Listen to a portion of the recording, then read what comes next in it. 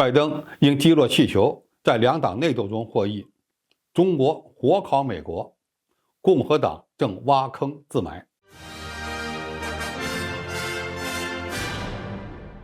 观众朋友，大家好，我是付贤少。这几天，一只来自中国的流浪气球进入美国领空，最终被美国的 F-22暴力击落。事件虽然告一段落，但是影响却远没有结束，或者说好戏还在后面。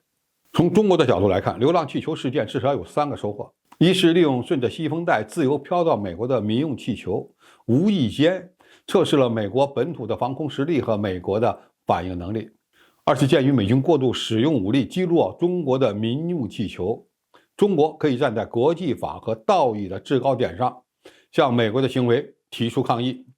并将因此而获得采取同等反应措施的权利。第三，中国也借机测试了拜登政府对改善中美关系的诚意，或者验证了中美互信的脆弱性。其实，中国外交部和国防部对美国的过度反应继续进行有理有利有节的抗议，甚至把拜登政府放在火上烤。其理由就是这个气球完全为民用的，双方可以协商解决。美国政客的一切阴谋论、非理智的说法都将会被时间击得粉碎，不会得到国际社会的支持。委内瑞拉政府公开谴责了美军击落中国民用气球的事件，还有几个拉美国家对所谓中国气球的威胁熟视无睹，这些都反映了美国人的反应过敏和炫耀武力并没有得到广泛的支持。更严重的是，以后来自美国的不明飞行器只要进入中国空域，就要小心会不会被解放军给干掉了，因为我们已经明确说了，要获得对等反击的权利。这个恐怕是该懂的都懂。这起气球事件之所以被美国媒体炒作成政治事件，很大程度上是由于美国的一些政客的反华情绪在作祟。在美国内部，老奸巨猾的拜登政府却因此而获得了一定的好处。一是暂时取消布林肯的访华行程。从打舆论战的角度来看，美军没有在第一时间发现和拦截流浪气球，原本是非常被动的。但是拜登政府取消布林肯访华行程，则平息了美国国内反华势力的施压，展示了其强硬的一面。二是下令出动 F-22击落中国气球，同时打捞气球残骸，声称不会交还给中国。F-22击落气球的场面非常符合美国人的所谓最后胜利法，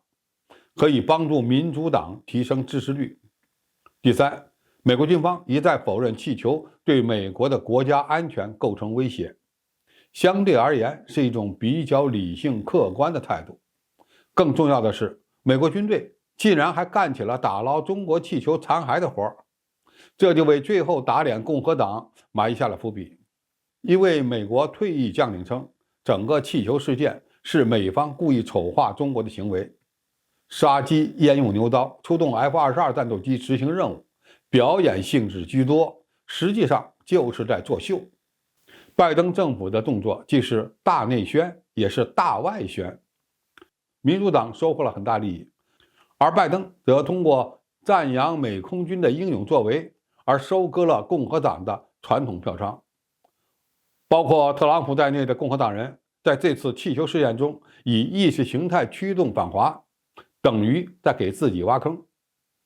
共和党的反华议员攻击拜登软弱，但他们连高空气球受大气环流的影响，其飞行路径不可控的基础知识都不懂。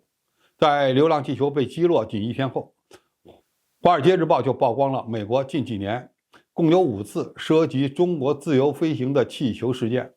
在特朗普当政之时，发生了3次中国气球自由进入美国领空的情况，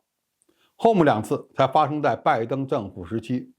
只不过当时未被炒作成热点罢了。特朗普得知消息后简直是气大了，马上站出来否认自己了解中国气球曾访问过美国的情况，并说当时的中国对当时的美国政府非常尊重。一只不可控的民用气球意外进入美国领空事件，最后演变成了美国内部2党斗争的工具。基于某些共和党人的无脑反华，再加上气球残骸已经落入美军手中，所以拜登政府已经把握了两党就这一事件争斗的主动权。后面就是美国政府公布中国气球携带的部分设备情况，开启打脸共和党的节奏。在外交事件中，做出合理的反应，